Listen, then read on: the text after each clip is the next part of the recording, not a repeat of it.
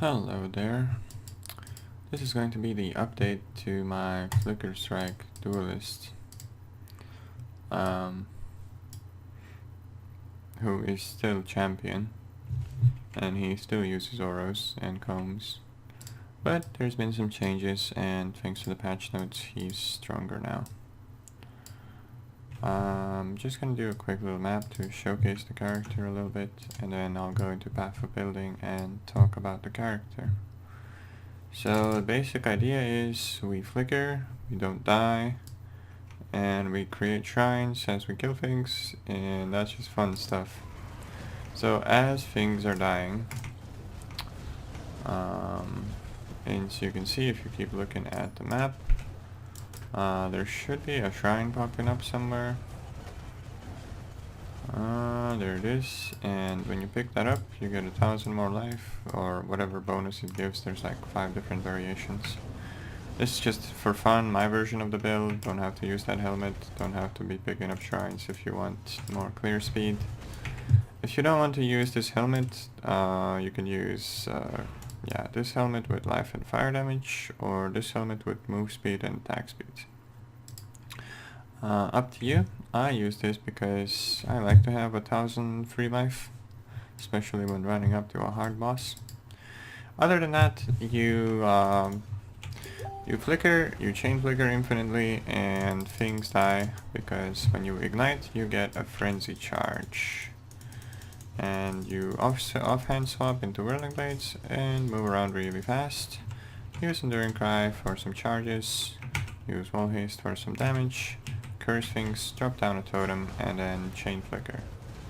And because we're using all the flasks that we're using, together with endurance charges, or even without them, plus fortify, you can be at capped fizz damage reduction. This character has picked up almost every single life regen node on the tree, so you get ridiculous life regen.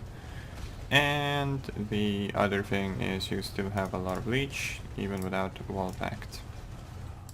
Resolute technique, we do not crit, but we do not miss.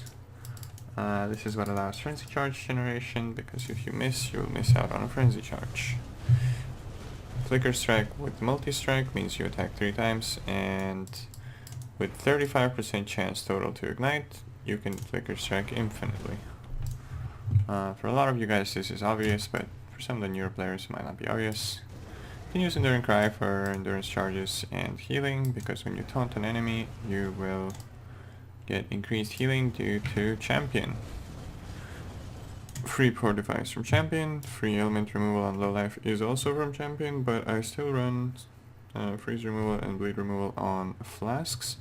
For your Pantheons you're gonna want this one because you're immune to crit damage with that one on, and then the other one is either this one to counter the penalty from auros to help counter that, or you take life flask recovery increase, which will make this heal 1.8k with a click.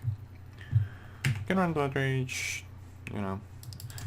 And another interesting interaction is if you have this helmet on and you use your flame ability curse, you will be immune to freeze for 4 seconds every time you use it.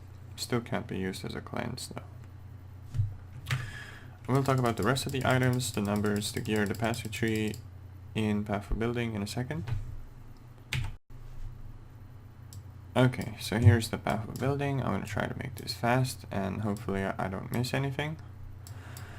So you're leveling, you're gonna go towards the Resolute technique first, then you're gonna go towards Ranger, pick up the frenzies and the life, and then you're gonna go towards Templar, picking up the rest of the damage and ignite.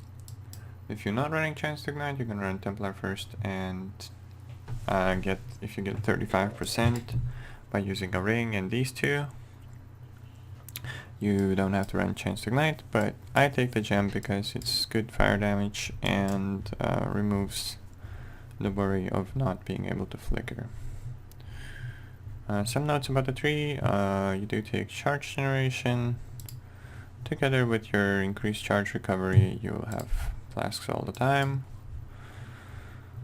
Okay, so this is the tree. Let's cover the defenses. We have high life, capped reduction, nearly capped without endurance charges. Most of that comes from just using your granite and your basalt.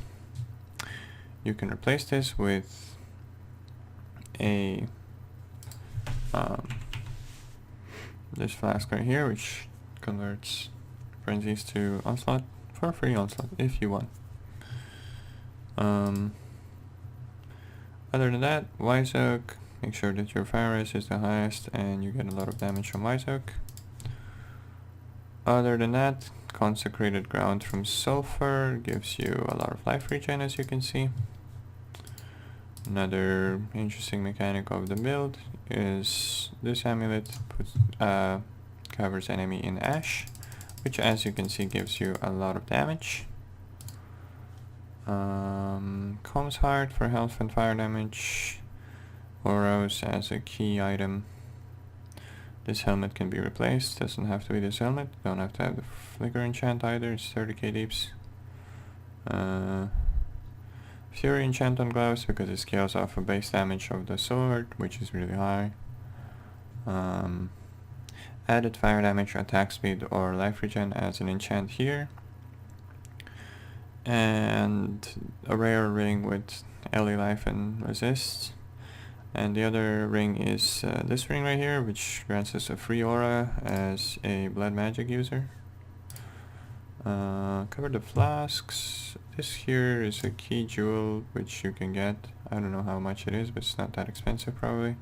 Transfers these nodes into fire damage and gives us a bunch of damage. The other jewels are rare, basically all of them. Okay, so to cover that was covering the gear and the flasks and the defenses. And okay, so here is the main setup. The reason these three are here is because these three are alternatives. If you get bored of Flicker, you can switch to Cyclone by taking the increased AoE there and the increased movement speed here, as well as the increased movement speed here. You're gonna have to do some respecking for that, but yeah. Same goes for Lacer. Lacer will work with those two. Let's see, wait, I'm not dying here, no. If you're running Lab and you want to kill Argus, you can swap out to Double Strike. Still do sizable damage. And yeah, kill him because he can't be ignited. You can also kill his arrow with this. What else? The enchant gives us 100k deeps. Our totem that we have also can do damage by itself. Now, for the other links, other than these, as you can see, you can run this build on a 5 link. And for some reason it's not showing the damage right now, but if you were running this on a 5 link, if you remove the fire pen, you would still have over 400k deeps, which is why this build can be ran on a 5 link. Anger is our aura. Determination will give us 10% more phase damage reduction. Haste gives us nearly nothing. And yeah, Anger is the aura for the fire build. Here on our helmet, we have a Mortal Cold setup with Poacher's Mark, which gives us increased charge recovery for flasks, mostly. Which is nice for packs. You can replace this with Warlord's Mark, replace this with Enfeeble, whatever you want. Here you have Totem, which gives you 100k. Flammability, which gives us some nice damage. And yeah, Leap Slam setup, which you can switch out if you don't like. On your offhand you have Whirling Blades and Lightning Warp. And in your boots you have Wall Haste, Blood Rage and Enduring Cry, all linked with increased duration. Yeah, as I mentioned earlier, if you taunt things you get increased regen. This increases the regen of Enduring Cry as well. I think that was it. We do not shock things. You can get a friend that shocks things, your damage will go up considerably.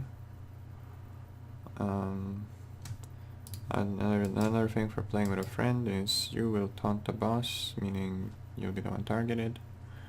You can also get this instead of that and give people more damage. I think I covered why I don't go Slayer. I think I covered everything. I'm not sure. But yeah. Anyways, this is just for future reference, and I hope that some stranger on the internet finds this helpful as well.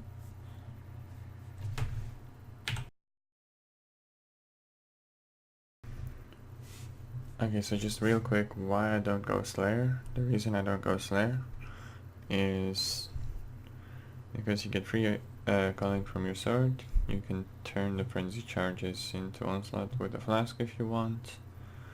Reflect useless. The other thing is just for packs, which you can kill anyway. Melee splash is just for packs, which you can kill anyway. Overkill leech is not gonna do me much because you still get, if you get one shot, it is useless. And this is not gonna do me much at all because I have all those things, and you can't increase your leech rate past the maximum threshold anyway, which makes this completely useless. Unless you're taking wall pact, but even if you are, it would still be completely useless, as you can see. It doesn't change anything. Okay, so here's why I don't take Slayer.